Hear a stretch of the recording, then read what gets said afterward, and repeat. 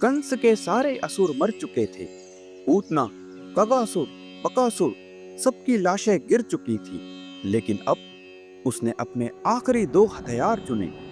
एक जो दिखता ही नहीं और दूसरा जो दिखते ही बर्बाद कर देता है। एक छकड़े के भीतर छुपा तो दूसरा बवंडर बनकर आया, और वो भी नन्हे कृष्ण के सामने।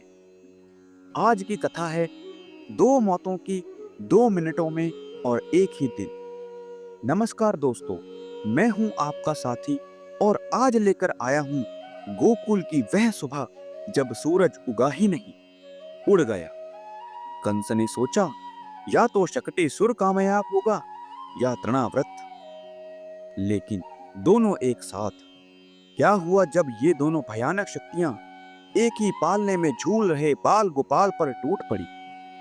आपने ऐसी लीला पहले ना सुनी होगी ना देखी होगी। तो चलिए समय ना गंवाकर सीधे उस सुबह चलते हैं जब छकड़ा खड़ा था और बवंडर खड़ा होने वाला था। गोकुल में रात की ठंडक अभी मिटी भी नहीं थी। यशोदा मैया ने लाल को पालने में झुलाया था और फिर सोचा धूप तो लगने दो। उन्होंने छकड़ा खींचा, पसीने से भीगे बच्चे को उसकी छाया में लिटा दिया। छकड़े की लकड़ी चरचराई, अंदर कोई था, शकटेसुर, कंस का भेजा हुआ विनाशक जो किसी भी वस्तु में समा सकता था। उसने छकड़े की लकड़ी को खोखला कर दिया, अपनी असुरी आत्मा उसमें डाल दी। बस इंतजार था तो केवल एक झपकी का। कृष्ण की आंखें खुली थी मगर मुस्कुराहट थी, जैसे खेल का पता हो। यशोदा मैया बर्तन धोने चली गई। शकटेसुर ने मौका देखा। छकड़े का पहिया धीरे धीरे मुड़ा, फिर अचानक पूरा ढांचा टूटने की आवाज आई। लकड़ियां कांप उठी, हवा सनसनाई। छकड़ा कृष्ण पर गिरने ही वाला था कि नन्हे ने पांव हिलाया। बस इतना सा झटका कि आसमान थर्रा गया। छकड़ा पलट गया, टुकड़े टुकड़े बिखर गए। लकड़ी की खाल के भीतर से काली धुंध निकली, चीखी और फिर धरती में समा गई। गांव वाले दौड़े आए और देखा कि कृष्ण हंस रहे हैं, हाथ में टूटा हुआ पहिया घूम रहा है। तभी यशोदा मैया ने कृष्ण को छाती से लगाया और बोली, लाला, तूने फिर चमत्कार कर दिया। लेकिन कृष्ण ने तो बस अपना पांव ही हिलाया था। मथुरा के कोर्ट में थाली पटक गई। कंस ने संदेश भिजवाया, अगर तृणावर्त भी असफल हुआ तो मेरी गद्दी हिल जाएगी। तृणावर्त जो पहले राजा था, ऋषि दुर्वासा के शाप से बवंडर बना। वह सोचता था पंख नहीं, फिर भी उड़ान मेरी।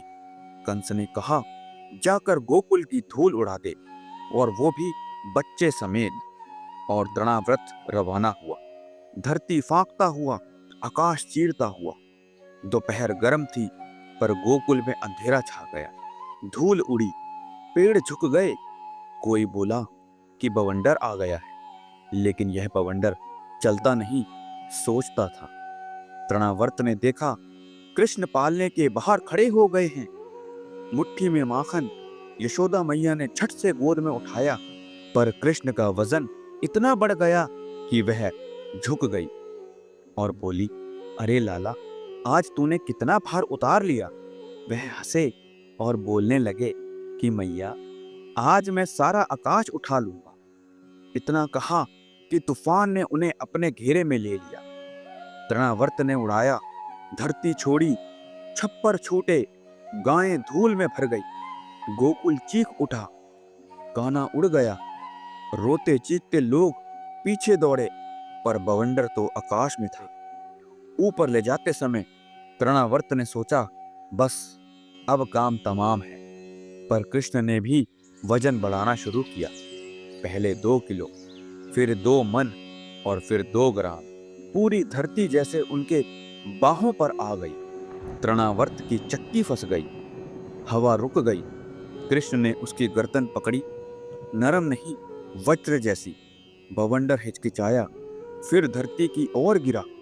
इतनी जोर से गिरा कि पहाड़ी दरक गई। धूल का बादल उठा। जब धूल बैठी तो लोगों ने देखा कि कृष्ण तृणावर्त की छाती पर खड़े हैं और मुट्ठी में माखन अभी भी सुरक्षित है। उसने असुर की आंखों में देखा और हंसकर कहा, भूख लगी हो तो माखन खा लो, पर उड़ने की कोशिश मत करो।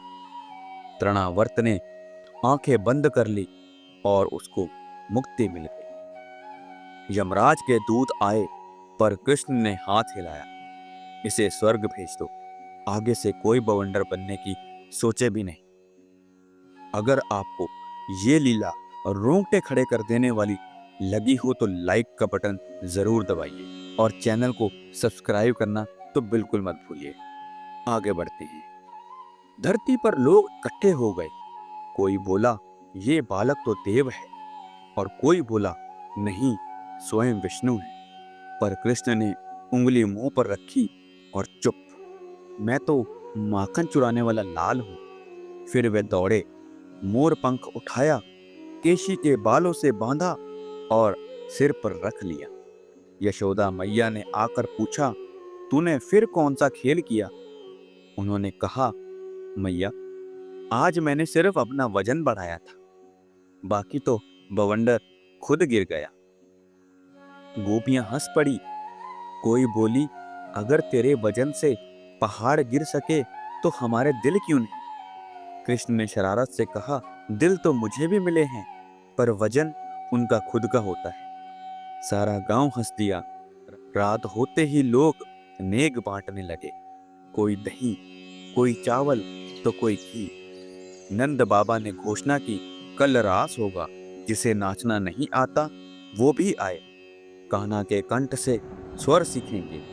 और इसी उल्लास में गोकुल ने 2 हत्याएं भुला दी, क्योंकि मरने वाले तो असुर थे और जी रहा था केवल प्रेम।